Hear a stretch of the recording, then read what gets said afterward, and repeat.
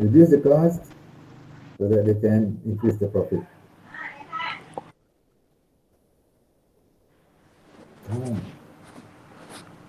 So in order to understand the cost of quality, yesterday we have learned about these four different costs, which are prevention cost, the appraisal cost, the internal failure cost, and the external failure cost. This is from yesterday. So yesterday we have also discussed about prevention costs. Okay? The cost that we have to put out, we have to invest in order to make sure there's no mistakes in the product. Okay? We don't want to have any reject product. So we have to invest in making sure no defect product. Kita perlu, apa kata investnya? Melabur. Kita perlu meletakkan duit, melaburkan duit, meletakkan modal untuk memastikan produk yang dihasilkan adalah bebas daripada sebarang kecacatan. Sebelum sesuatu produk keluar daripada kilang, produk tadi mestilah sihat sepenuhnya. Produk tadi mestilah sempurna, mestilah tinggi kualitinya. Jadi untuk mengelakkan daripada kecacatan berlaku di dalam kilang ataupun semasa penghasilan produk tersebut, kita perlulah melaburkan sedikit modal. Ini dinamakan sebagai prevention cost. This is what we call as, or what the term that is normally being used for it is prevention cost. Remember, prevention, make sure no bad thing will happen.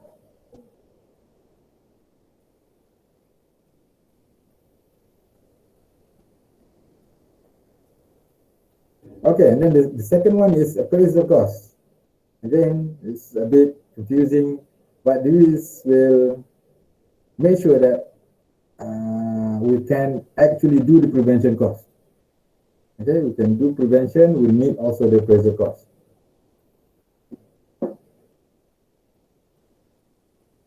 Prevention is the process of checking it. This now is planning to make sure that there will be no fault. This one is taking the in situ measure at the process of production, making sure nothing goes wrong.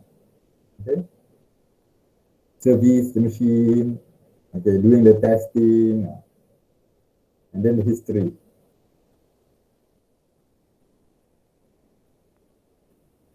This is based on research. Okay, some research has been conducted, and then they have found out that when we invest, when they have low investment in appraisal and prevention cost, they will have external failure.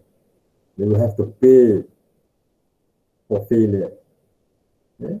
Normally it's like that. But if they invest more on the prevention and appraisal cost, then inshallah they will produce a good product and they will gain a lot of profit from it. This is just simple representation showing planning and taking measure on the history really pays. Okay. So we have the appraisal and the prevention cost.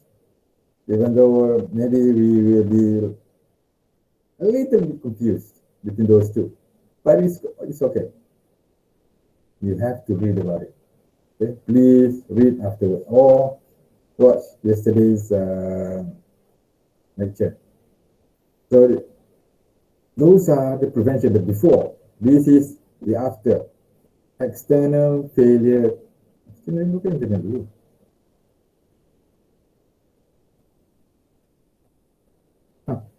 Sorry.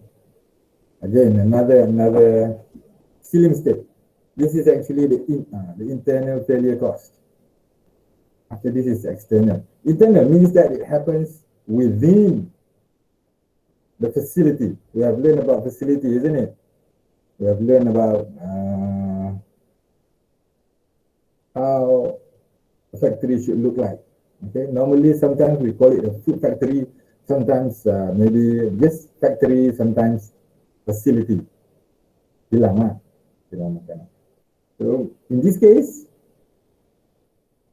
internal failure cost is a failure that normally happens within the facility, within the factory, before it goes out to the market. Okay? Rejection. So if we produce 100 products at one time, or in 1 hour, we produce 100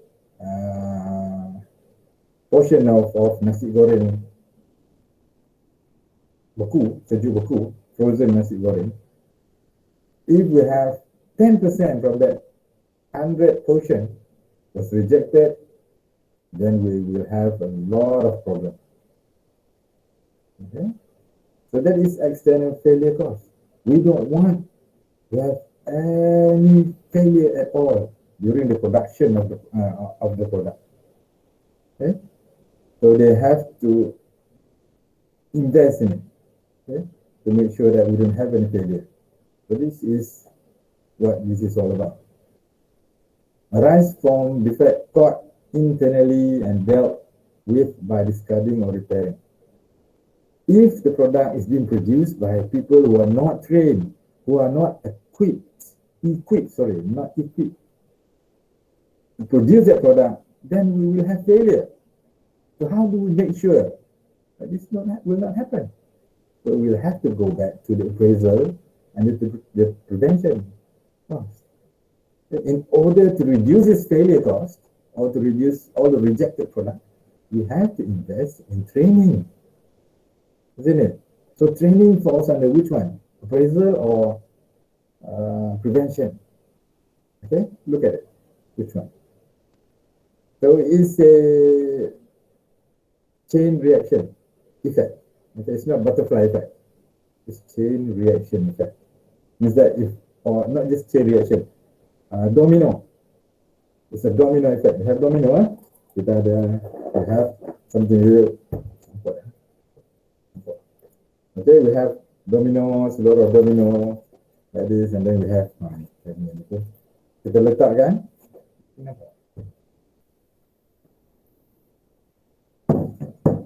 If you put several dominoes next to each other, standing up, and then you push one at one end, and then everything will fall. Something like that. This is what we call as domino effect or chain reaction. But butterfly effect is something else. So this is internal failure cost. We don't want this. So how can we prevent from experiencing this? By having a good appraisal and prevention cost. Apa maksudnya ni? Ini adalah produk reject dari dalam kilang. Orang yang dah buat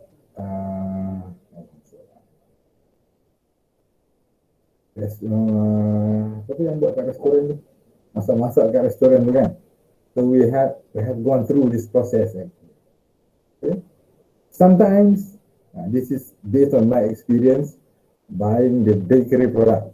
Sometimes the student even sell the product or sell the product that's supposed to be rejected. Still they sell the product. Okay, and I was fortunate enough to buy those products. Sometimes the bread are quite hard. Sometimes they're not properly cooked. Okay, so it shouldn't be happen. It should not happen like that. But because we are still students, still studying, then maybe it's tolerable. Saya tak tahu best ni ke best mana semester sebelum ni.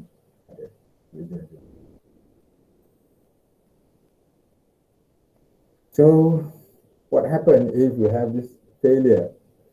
First, that product has to be thrown away, scrap. Not scratch, scrap. Scrap means sampah sarap lah. kan, kata rosak tu means crack. Rework means that if